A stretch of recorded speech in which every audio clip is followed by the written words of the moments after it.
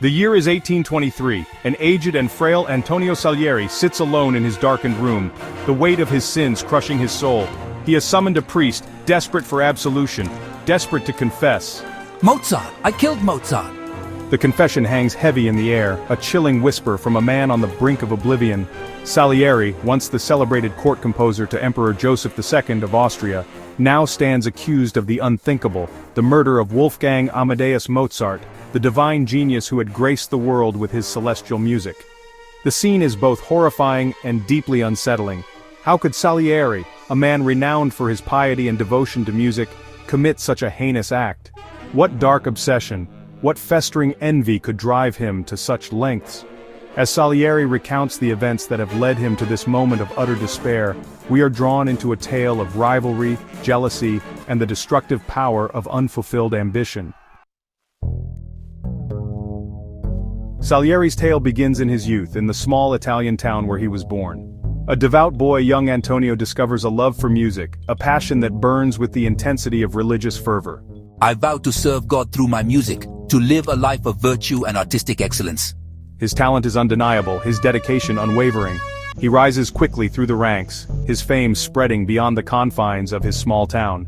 His music, while not touched by the fire of true genius, is nonetheless well-crafted, pleasing to the ear, and admired by many. Salieri's ambition knows no bounds. He yearns for greater recognition, for a wider stage on which to showcase his talent. His prayers are answered when he is offered the prestigious position of court composer in Vienna, the heart of the European musical world. Vienna, with its glittering court and insatiable appetite for opera and orchestral works, promises Salieri the recognition and acclaim he so desperately craves. He arrives filled with hope and anticipation, ready to claim his rightful place as the most celebrated composer of his time. Salieri's carefully constructed world of order and decorum is shattered with the arrival of Wolfgang Amadeus Mozart.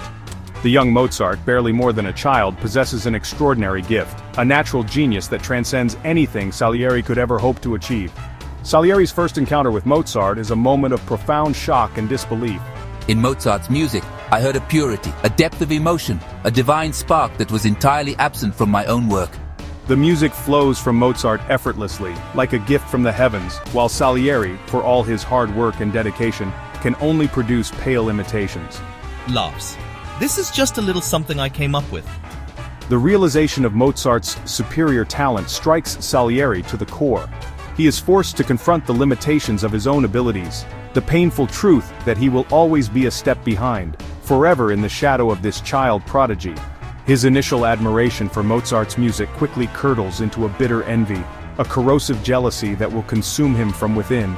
He sees in Mozart a cruel mockery of his own piety, his own unwavering belief that God rewards hard work and dedication. Salieri's jealousy festers, growing stronger with each passing day.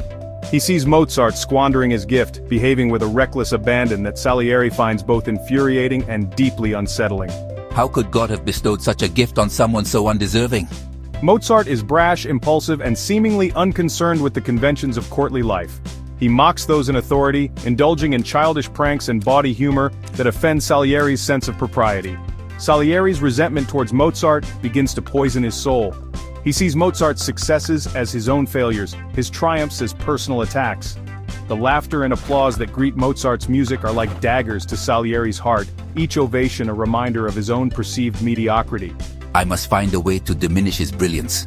He becomes obsessed with Mozart, monitoring his every move, listening intently to every note he plays, searching for flaws, for weaknesses, for anything that might diminish the brilliance of his rival.